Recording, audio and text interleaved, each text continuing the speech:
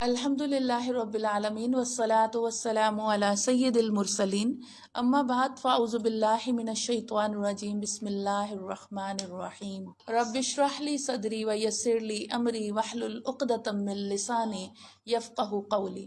بارگاہ رسالت میں نہایت ادب محبت کے ساتھ درود پاک کا ہدیہ۔ اللہم صلی علی محمد وعلی آل محمد کما صلیت علی ابراہیم وعلی آل ابراہیم انک حمید مجید۔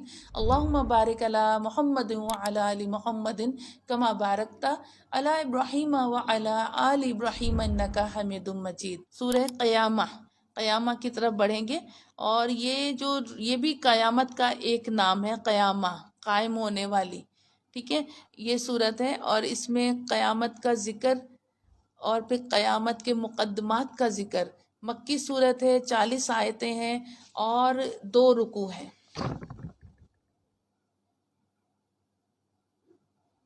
اور اس کے 2 رکوع ہیں، اور اہل مکہ مجرمانہ زندگی پر اپنے نفس کو مطمئن رکھنے کے لیے قیامت کے وقوع کا شدت سے انتظار کرتے تھے۔ وہ کہتے تھے قیامت کا آنا ممکن ہی نہیں ہے، وہ کہتے تھے قیامت کا آنا ممکن ہی نہیں۔ انہیں بتایا جا رہا ہے جس چیز کو تم محال سمجھتے ہو، ہمارے نزدیک اس کا لانا نہایت آسان ہے۔ اس کے بعد قیامت کی ہولناکیوں کا ذکر ہے، انسان کی بے بسی کا تذکرہ کہ وہ حیران رہ جائے گا یہ سب کیوں کر ہوا اور کیسے ہوا۔ نزول وحی کے وقت سرور دو عالم صلی اللہ علیہ وآلہ وسلم جبرائیل علیہ السلام سے قرآن لینے میں جلدی فرماتے تھے، کہیں آیات الہی میں سے کچھ چھوٹ نہ جائے۔ اس معاملے میں آپ محنت شاقہ یعنی شدید محنت سے کام لیتے تھے۔ اللہ تعالیٰ نے ارشاد فرمایا ہے حبیب آپ قرآن لینے میں بھول جانے کے خوف سے جلدی نہ کریں، اس قرآن کا نازل کرنا، آپ کے دل میں محفوظ رکھنا، اس کی تشریح سمجھانا ہمارے ذمہ کرم پر ہے۔ اور اس کے بعد رسول اللہ صلی اللہ علیہ وسلم خاموشی سے سنتے تھے اور جبرائیل پڑھتے تھے، اور قدرت کا انعام اور آپ کا معجزہ تھا کہ بڑی سے بڑی صورت اور متواتر آیات ایک دم آپ کو یاد ہو جاتی تھی۔ قیامت کے روز خدا کے نیک بندے جب سامنے آئیں گے تو ان کے چہرے تر و تازہ بارونق ہوں گے، اور جب کہ بدکاروں کو پکڑ کر لایا جائے گا ان کے چہروں پر سیاہی ہوگی، خوف سے کانپ رہے ہوں گے۔ آخر میں نام لیے بغیر اس شخص کا تذکرہ ہے جس نے رب کی نعمتیں پا کر بھی رب کے نام کی تصدیق نہ کی، نہ ہی نماز پڑھی بلکہ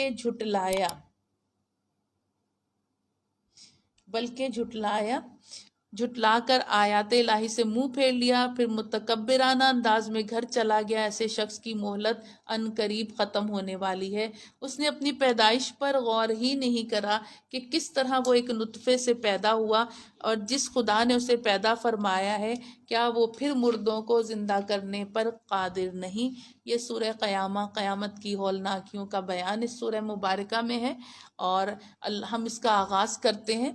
اللہ تبارک و تعالیٰ فرماتا ہے آیت نمبر 1 میں، نہیں کیا میں قسم یاد کرتا ہوں قیامت کے دن کی، لا اقسم بیوم القیامہ، روز قیامت کی قسم میں یاد کرتا ہوں یا کہتا ہوں۔ اور آیت نمبر 4 میں جو ذکر آ رہا ہے، بلکہ آدمی چاہتا ہے کہ اس کی نگاہ کے سامنے بدی کرے۔ کیا کہا جا رہا ہے؟ اللہ تعالیٰ فرما رہا ہے کہ بلکہ ہم اب آگے آیت نمبر اس میں اللہ تعالیٰ پہلے انسان کی تخلیق کا ذکر کیا جا رہا ہے۔ اللہ تبارک و تعالیٰ فرما رہا ہے مدثر ہے، قیامہ ہو گئی نا۔ اللہ تعالیٰ فرماتا ہے آیت نمبر 4 میں، یہ فرما رہا ہے کیوں نہیں ہم قادر ہیں اس پر کہ اس کے پور ٹھیک بنا دیں۔ یہ اتنے جوڑ ہوتے ہیں ہمارے ہاتھوں کی انگلیوں میں، ہمارے پیروں میں۔ اللہ فرما رہا ہے وہ رب کیا انسان کو دوبارہ سے نہیں پیدا کر سکتا جس نے اس کے پور کی بہترین بناوٹ فرمائی۔ اور پھر اللہ تعالیٰ فرماتا ہے آیت نمبر 10 میں، اللہ تعالیٰ کیا فرما رہا ہے؟ آیت نمبر 10 میں آ رہا ہے، اس دن آدمی کہے گا کہ کدھر بھاگ کر جاؤں، اس دن کہے گا کہاں بھاگ کر بچوں، کہاں میں اپنی جان بچاؤں۔ تو اس دن وہ سوچے گا ہرگز نہیں۔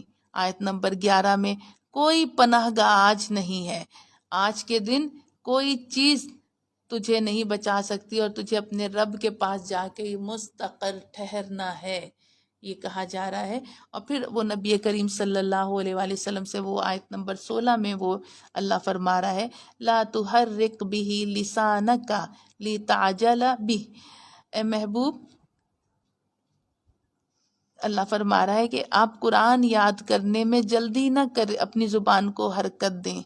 اور پھر کیا وَإِنَّ إِلَيْنَا جَمْعَهُ وَقُرْآنَ، اور بے شک اس کا محفوظ کرنا پڑھنا ہمارے ذمے ہے۔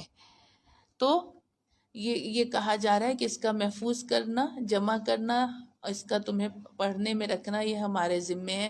اس کے بعد جنتیوں کے کچھ معاملات آیت نمبر 22 اور 23 میں آئیں گے۔ جنتیوں کے جو معاملات ہوں گے ان کا ذکر یہاں آئے گا آیت نمبر 22 میں۔ وجوہ یومئذ ناظرہ، کچھ منہ اس دن تر و تازہ ہوں گے، کچھ چہرے اس دن تر و تازہ ہوں گے۔ اور کہا جا رہا ہے آیت نمبر 23 میں، اور وہ کچھ منہ اس دن، اب آیت نمبر 23 میں یہ کہا جا رہا ہے کہ تر و تازہ ہوں گے اور اپنے رب کو الی ربہا ناظرہ، اور اپنے رب کو دیکھنے والے۔ یہ اچھا کہتے ہیں کہ کم از کم رتبے کا جنتی اپنے باغوں اور نعمتوں کے نزول اور خدمت گاروں پر نظر کرے گا، 1000 برس کی راہ سے انہیں دیکھے گا۔ یہ کم سے کم رتبے کا جنتی ہوگا جو 1000 برس کی راہ سے انہیں دیکھے گا، اپنے باغ، اپنی نعمتیں، خدمت گاروں پر جب نظر کرے گا تو 1000 برس کی راہ تک اسے وہی نظر آئیں گے۔ اور پھر اب جہنمیوں کا ذکر اس کے بعد آ رہا ہے 29 میں آ رہا ہے، اور لپٹ گئی پنڈلی سے پنڈلی، کیا کہا؟ پنڈلی سے پنڈلی اس دن لپٹ، الساق بالساق۔ یہ اب عرب میں محاورہ ہوتا تھا کہ جب کوئی بہت مصیبت میں پھنس جاتا تھا تو کہتے ہیں پنڈلی سے، جیسے نزع کی کیفیت میں بھی پہلے جان پنڈلیوں سے، پیروں سے پنڈلیوں سے نکلتی اور پنڈلیاں ٹھنڈی ہونی شروع ہو جاتی، جب روح نکلتی پنڈلیوں سے، پیر ٹھنڈے، پنڈلیاں ٹھنڈی، پھر اس کے بعد اوپر کا حصہ، پھر سینہ، اور پھر روح نکل جاتی ہے۔ تو کہا پنڈلی سے پنڈلی لپٹ جائے گی اور اس دن، اور اللہ تعالیٰ فرما رہا ہے یعنی ایسی تکلیف کا وقت ہوگا، اس کا ذکر کیا جا رہا ہے ان لوگوں سے۔ وآخر الدعوانا الحمد للہ رب العالمین، وصدق اللہ العظیم۔